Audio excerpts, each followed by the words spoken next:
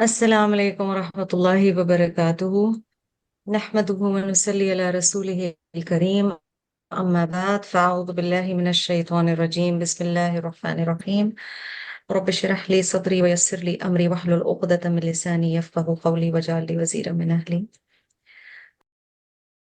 الذین استجابوا للہ والرسول، وہ لوگ جنہوں نے لبیک کہا اللہ اور اس کے رسول صلی اللہ علیہ وسلم کی پکار پر۔ اب یہ کس چیز کا ذکر ہو رہا ہے کہ immediately after the battle of Uhud they were injured, they were hurt, they had no energy, yet سبحان اللہ و بحمدہ سبحان اللہ العظیم، ان کا ایمان اتنا پختہ تھا کہ اگلے دن جب رسول اللہ صلی اللہ علیہ وسلم کہتے ہیں کہ کچھ گھنٹوں بعد ہی کہ پھر جانا ہے اور we have to make sure کہ وہ دوبارہ مدینہ میں انٹری نہ کر لیں، تو پھر استجاب للہ والرسول، یہ نہیں دیکھ رہے کہ ہمارے اندر طاقت نہیں ہے، ہم ابھی ریڈی نہیں ہیں، ہم تو دیکھیں ہار جائیں گے، اب دیکھیں واپس نہیں جانا چاہیے۔ انسان اسباب نہیں دیکھ رہا ہوتا، ہمیشہ پریگمیٹیکلی نہیں دیکھ رہا ہوتا۔ ایمان کے معاملات میں کئی دفعہ آپ کو ڈائیو مارنی پڑتی ہے، سوئمنگ آتی ہو یا نہ آتی ہو، ڈائیو مارنی پڑتی ہے۔ وہ لوگ جنہوں نے لبیک کہا اللہ کی پکار پر اور رسول صلی اللہ علیہ وسلم کی پکار پر، من بعد ما اصابہم القرح، اس کے بعد کہ انہیں زخم پہنچا تھا، للذین احسنوا منہم واتقوا اجر عظیم، ان لوگوں کے لیے جنہوں نے نیکی کی ان میں سے اور اللہ سے ڈرے، تقوی اختیار کیا، اجر عظیم ہے۔ پھر لڑائی ایکچولی ہوئی نہیں۔ کئی دفعہ ایسے ہوتا ہے کہ آزمایا جا رہا ہوتا ہے مگر ایکچولی وہ چیز ہوتی نہیں ہے جو ہم ورسٹ کیس سینیریو سوچ کے بیٹھے ہوئے ہوتے ہیں۔ غیب سے مدد آ جاتی ہے، وہ ایونچولی چلے گئے تھے وہاں سے کفار، اور مسلمان بچ گئے دوبارہ کی لڑائی سے، لیکن اللہ سبحانہ و تعالیٰ کو دیکھنا تھا۔ یہ غزوہ حمرۃ الاسد جس کی شروع میں بات کی گئی۔ دوسرا ایک اس کی انٹرپریٹیشن میں وہ بھی ہے کہ احد کے بعد ابو سفیان نے چیلنج کیا تھا مسلمانوں کو کہ اب پھر اگلے سال بدر میں ملیں گے، اور رسول اللہ صلی اللہ علیہ وسلم نے چیلنج ایکسیپٹ کر لیا۔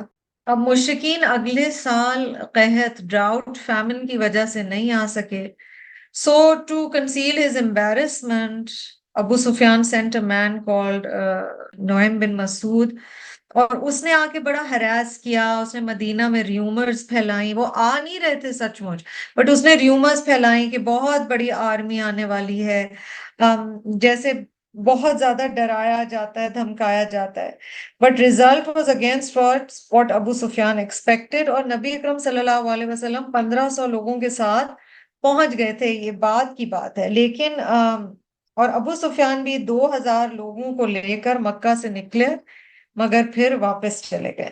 اس کو غزوہ بدر صغریٰ کہا جاتا ہے۔ انٹرسٹنگ بات یہ ہے، غور طلب بات ہے، صحابہ نے چھٹی نہیں مانگی، بریک نہیں مانگی، انہوں نے یہ نہیں کہا کہ بریک چاہیے، انہوں نے کہا اچھا اگلے دن پھر کام کرنا ہے، پھر کام کرنا ہے، ٹھیک ہے، اوکے۔ الذین قال لهم الناس ان الناس قد جمعوا لكم فاخشوهم فزادهم ایمانا، and who when the people told them your enemies have mustered a great force against you, fear them, they grew more firm in their faith and they replied، اب ان کا جواب کیا تھا، اور یہ جواب فلسطین کے لوگ سمجھ چکے ہیں، وَقَالُوا حَسْبُنَا اللَّهُ وَنِعْمَ الْوَكِيلُ، This replied Allah's help is all sufficient for us, He is the best protector۔ وہ لوگ جنہیں منافقین نے کہا بہت سارے لوگ جمع ہو گئے تم سے لڑنے کے لیے تو ڈرو ان سے، یہ سن کر ان کا ایمان بڑھ گیا اور وہ کہنے لگے کافی ہے ہمارے لیے اللہ، اور بہترین ہے جس پر اعتماد کیا جائے۔ تو سبحان اللہ، جس کا ریلائنس اللہ پہ ہو جاتا ہے وہ کر گزرتا ہے جو اسے کرنا ہو، کانسیکوینسز جو بھی ہو وہ آگے بڑھتا ہے۔ فَانْقَلَبُوا بِنِعْمَةٍ مِّنَ اللَّهِ فَفَضْلٍ لَّمْ يَمْسَسْهُمْ سُوءٌ، As a result they returned home with blessings and grace from Allah and suffered no harm at all۔ پھر وہ گھر لوٹے نعمت کے ساتھ اللہ کی اور فضل، اور انہیں کوئی نقصان نہ پہنچا۔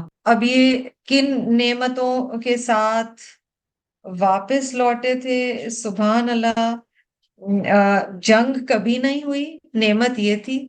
The war never took place. اور فضل اللہ کی رحمت انہیں ملی، اللہ کی خوشنودی، اللہ کا پلیجر انہیں ملا.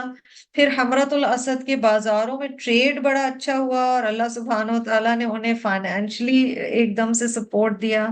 یہاں پر یہی بات بتائی جا رہی ہے وَاتَّبَعُوا رِضْوَانَ اللَّهِ. Besides this, they had the honor of following what pleased Allah. I love this translation.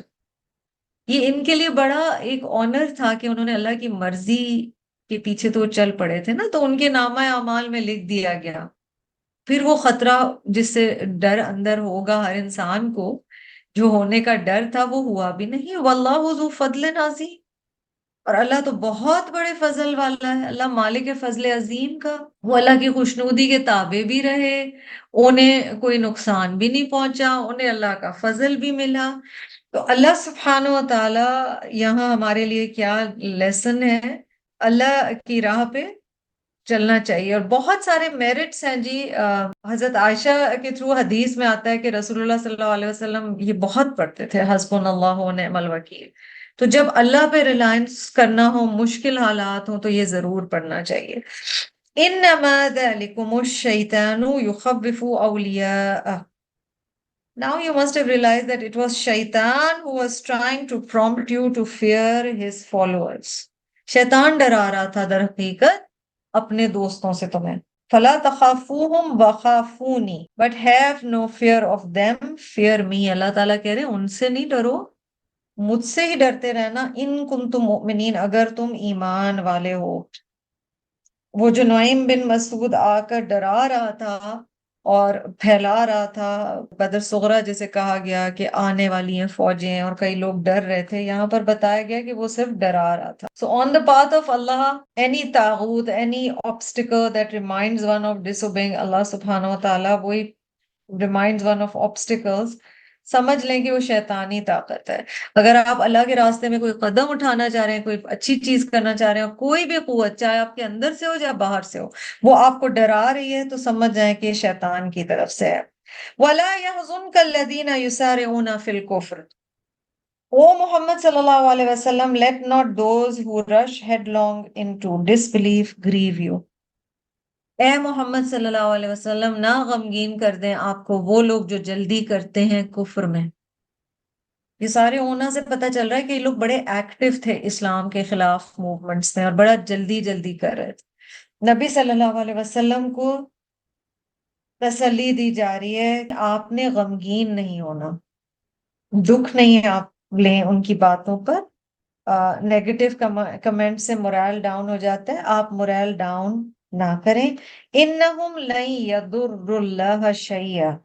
Surely they can do absolutely no harm to Allah. وہ اللہ کو نقصان نہیں پہنچا سکتے، یعنی اللہ کی ٹیم کو بھی نقصان نہیں پہنچا سکتے، وہ جتنا بھی برا چاہیں.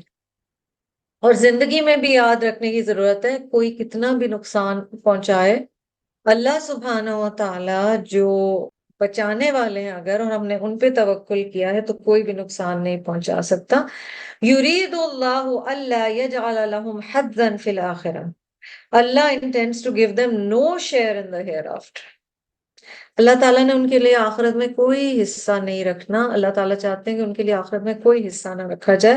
وَلَهُمْ عَذَابٌ عَظِيمٌ، اور ان کے لیے عذاب عظیم ہے. And for them is a great punishment. So those who are active in kufr, Rasulullah sallallahu alaihi wasallam being told they can't harm you in the least when Allah wills. اور اصل جو لاس اور گریف ہے وہ آخرت کی ہے. یہاں کی تو پھر کچھ امپروومنٹ آ سکتی ہے، لیکن وہاں پر امپروومنٹ نہیں آنی.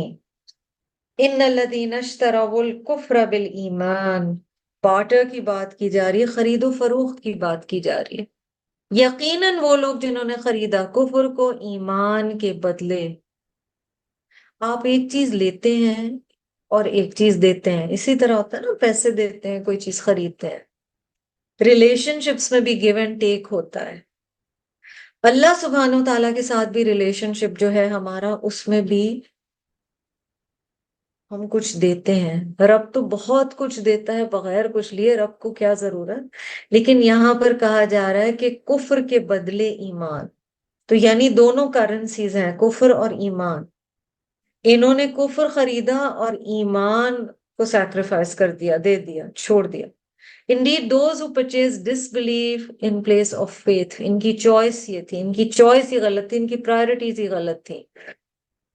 ہرگز نہیں بگاڑ سکتے وہ اللہ کا کچھ بھی، اور ان کو عذاب ہوگا دکھ دینے والا. عذاب علیم کی یہاں پر بات ہوئی ہے، پیچھے عذاب عظیم کی بات ہوئی ہے.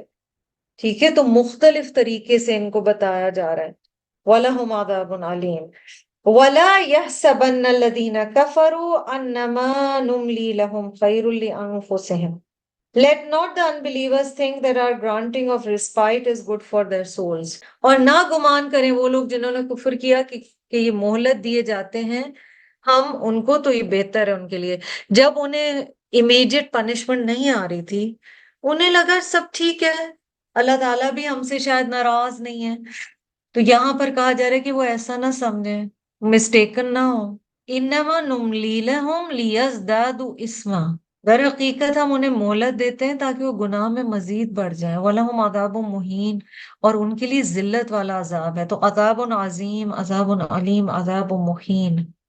And for them is a humiliating punishment, and actually we are giving them time so that they may increase in sin. ایک بڑی خوبصورت حدیث ہے اور اس سے ہمیں پتہ چل رہا ہے کہ اس کا کیا مطلب ہے. ابو داؤد اور ترمذی میں یہ حدیث آتی ہے. The Prophet صلی اللہ علیہ وسلم was asked, who is the best of people؟ نبی صلی اللہ علیہ وسلم سے پوچھا گیا لوگوں میں سے سب سے اچھا کون ہے؟ He said the one who lives long and his deeds are good. آپ صلی اللہ علیہ وسلم نے جواب دیا وہ جس کی لمبی عمر ہے اور اس کے اعمال اچھے ہیں. He was then asked, and who is the worst of people؟ آپ صلی اللہ علیہ وسلم سے پوچھا گیا اور انسانوں میں سے سب سے برا کون ہے؟ He said the one who lives long and his deeds are bad. آپ صلی اللہ علیہ وسلم نے جواب دیا جو لمبی زندگی ہوتی ہے جس کی اور اس کے اعمال برے ہوں. کیونکہ دیکھیں جتنا ٹائم آپ جس چیز میں لگا رہے ہیں وہی چیز پھر انکریز ہوتی چلی جا رہی ہے نا. دیکھیے کہ اگلی آیت میں اللہ سبحانہ و تعالیٰ کیا فرما رہے ہیں. ما كان الله ليذر المؤمنين على ما انتم عليه حتى يميز الخبيث من الطيب. ایک ریکارنٹ تھیم جو آپ کو سورت آل عمران میں مل رہی ہے وہ یہ ہے کہ ڈسرن کرنا، آزمائش اور فتنوں کے ذریعے یہ پتہ چل جائے کہ کون حق پر ہے اور کون باطل پر ہے.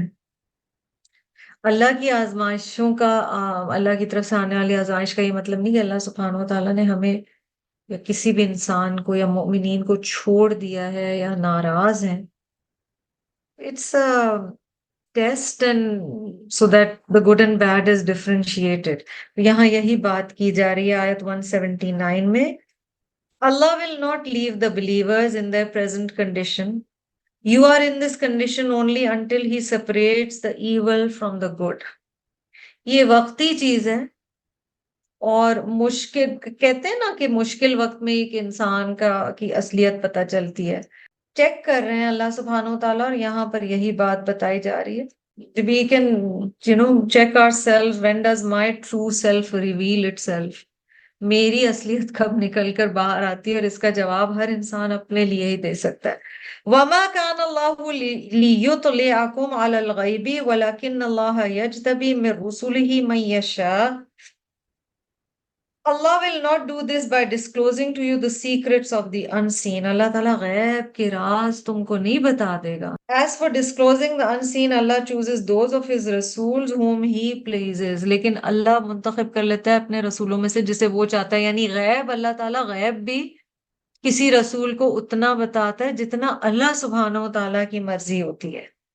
تو تمہیں اور مجھے کیا کرنا ہے؟ فَآمِنُوا بِاللَّهِ وَرُسُلِهِ. Therefore believe in Allah and His messenger. So ایمان رکھو اللہ پر اور اس کے رسولوں پر and his messengers. Therefore believe in Allah and his rasuls. وَإِن تُؤْمِنُوا وَتَتَّقُوا فَلَهُمْ أَجْرٌ عَظِيمٌ. And if you have faith and guard yourself against evil, you shall have a great reward. یہ عظیم پیچھے کہاں آیا تھا؟ عذاب کے کانٹیکسٹ میں آیا 176 میں، اور آیا 179 میں اجر عظیم کے کانٹیکسٹ میں آیا. اب یہ جو ہے نا کہ تاکہ اللہ تعالیٰ سیپریٹ کر لیں ایول اور گڈ کو، اس کی یہاں پر ہم دیکھتے ہیں کہ ایک حدیث بڑی انٹرسٹنگ ہے اس بارے میں. آیت 179 کے کانٹیکسٹ میں ایک حدیث ہے السنن الکبریٰ میں. خراشہ ابن الحر reported a man gave his testimony to Umar ibn al-Khattab radiyallahu anhu. Umar said to him, I do not know you and it will not harm you that I do not know. Bring someone who knows you. معاملہ یہ ہوا کہ ایک شخص اپنی شہادت حضرت عمر رضی اللہ عنہ کے سامنے پیش کرتا ہے. حضرت عمر being as straightforward as he was, انہوں نے کہا میں تمہیں نہیں جانتا اور تمہیں کوئی نقصان نہیں ہے اس بات کا کہ تم مطلب میں I'll not hold it against you that I don't know you. تم ایسا کرو کسی ایسے شخص کو لے آؤ جو تمہیں جانتا ہو. A man from his people said I know him. اس کی اپنی قوم کے لوگوں میں سے یا قبیلے کے لوگوں میں سے ایک شخص نے کہا میں اسے جانتا ہوں. عمر رضی اللہ تعالی عنہ کا سوال تھا what do you know about him؟ تم اس کے بارے میں کیا جانتے ہو؟ اس شخص نے کہا ہے his justice and virtue. یہ بڑا انصاف پسند ہے، اس کے بڑے اچھے اخلاقیات ہیں، انٹیگریٹی ہے. عمر رضی اللہ تعالی عنہ said is he your closest neighbor such that you know him by his coming and going by day and night؟ کیا یہ تمہارا قریبی پڑوسی ہے کہ تم اس کے دن رات کے بارے میں جانتے ہو؟ اس شخص نے کہا نہیں. Umar said then have you had business dealings with him by which you have shown his piety؟ کیا تم نے اس کے ساتھ تجارت کا معاملہ کیا ہے، تم اس کے تقوی کا پتہ ہو؟ اس شخص نے کہا نہیں. Umar said then have you traveled with him on a journey by which you are shown his good character؟ کیا تم نے اس کے ساتھ سفر کیا کہ تم اس کے اخلاق کا پتہ ہو؟ اس شخص نے کہا نہیں. Umar said you don't know him. Umar turned to the witness and said bring me someone who knows you. کسی ایسے شخص کو لے کے آؤ جو تمہیں جانتا ہو، یہ شخص تمہیں نہیں جانتا. سوچ طلب بات یہ ہے کہ حضرت عمر اس میں کہہ رہے ہیں اور ان نٹشل ہمیں یہ پتہ چل رہا ہے بڑا اہم ہے. کئی دفعہ ہم بہت جلدی لوگوں کے بارے میں بہت غلط رائے قائم کر لیتے ہیں اور کئی دفعہ لوگوں کے بارے میں بہت زیادہ اچھی رائے قائم کر لیتے ہیں کہ یہ تو بس پرفیکٹ ہیں. حضرت عمر یہاں یہ بتا رہے ہیں کہ پڑوس ہونا یعنی دن رات کسی کے دیکھنا یا کسی کے ساتھ جب آپ مال کا معاملہ کرتے ہیں نا، تجارت کا معاملہ، یا آپ نے کسی کے ساتھ سفر کیا، آپ کسی کے ساتھ ایک کمرہ شیئر کر رہے ہیں یا آپ نے، پھر آپ کو دوسرے کا اصل پتہ چلتا ہے. تو بہت زیادہ ایگزیجریٹڈ تعریفیں بھی نہیں کسی کی کرنی چاہیے، بہت زیادہ جلدی کسی کے بارے میں رائے قائم کر کے برائی بھی نہیں کرنی چاہیے بیکاز وی ڈونٹ نو. تو ہمیں گمان اچھا کرنا ہے مگر ہمیں ایکچولی ہر دفعہ پتہ نہیں ہوتا. تو بڑی اہم بات ہمیں اس آیت کی روشنی میں بھی پتہ چل. آگے چلتے ہیں جی. وَلَا يَحْسَبَنَّ الَّذِينَ يَبْخَلُونَ بِمَا آتَاهُمُ اللَّهُ مِنْ فَضْلِهِ هُوَ خَيْرٌ لَهُمْ. Let not those who are stingy in giving for charity from what Allah has blessed them with think that it is good for them. بل هو شر لهم، nay it is very bad for them. اور نہ گمان کریں وہ لوگ جو بخل کرتے ہیں اس میں سے جو اللہ نے انہیں عطا کیا اپنے فضل سے کہ وہ ان کے لیے بہتر ہے. یعنی مال کو سینت سینت کے جمع کر کر کے ہولڈ کر کر کے جو رکھتے ہیں انہیں یہ نہ لگے کہ اللہ کی یہ دی ہوئی چیز جو وہ بچا کے رکھ رہے ہیں ان کے لیے بہتر ہے، بلکہ وہ برا ہے ان کے لیے. سَيُطَوَّقُونَ مَا بَخِلُوا بِهِ يَوْمَ الْقِيَامَةِ. All the wealth they hoarded with stingy behavior will be hung around their necks like a collar on the day of resurrection. وَلِلَّهِ مِيرَاثُ السَّمَاوَاتِ وَالْأَرْضِ.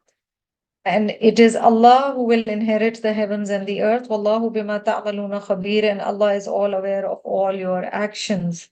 Very strong ayat. اور نہ گمان کریں وہ لوگ جو بخل کرتے ہیں اس میں سے جو اللہ نے انہیں عطا کیا اپنے فضل سے کہ وہ بہتر ہے ان کے لیے، بلکہ وہ برا ہے ان کے لیے.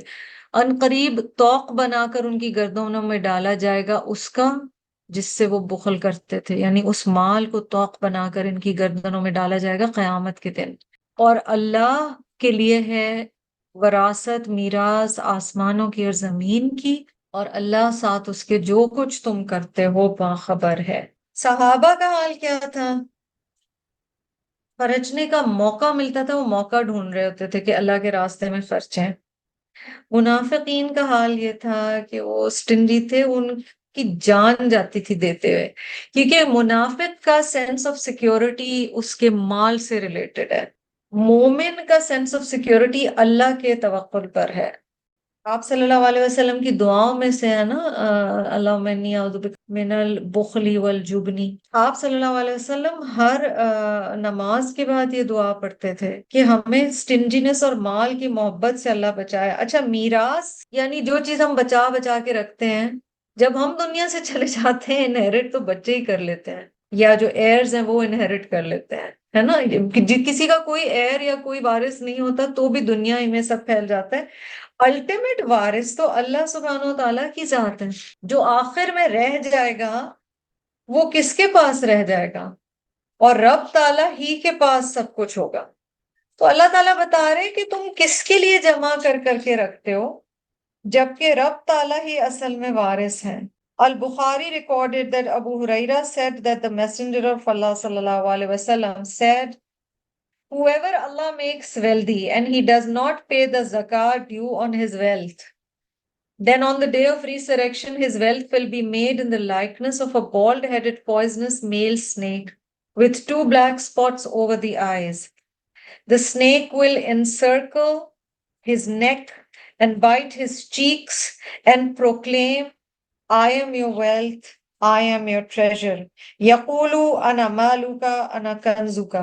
تو یہ وہ والی حدیث ہے جس میں آپ صلی اللہ علیہ وسلم نے بتایا کہ جسے اللہ نے مال دیا اور وہ اس پہ زکوٰۃ نہیں دیتا تو آخرت کے دن اس کے مال کو ایک گنجے زہریلے سانپ کی شکل میں، جس کی آنکھوں کے اوپر 2 بلیک سپاٹس ہوں گے، اور یہ کہ وہ اس کی گرد گردن کے گرد گھومے گا وہ سانپ اور اس کے گالوں کو کاٹے گا اور وہ کہے گا میں ہوں تمہارا مال، میں ہوں تمہارا خزانہ۔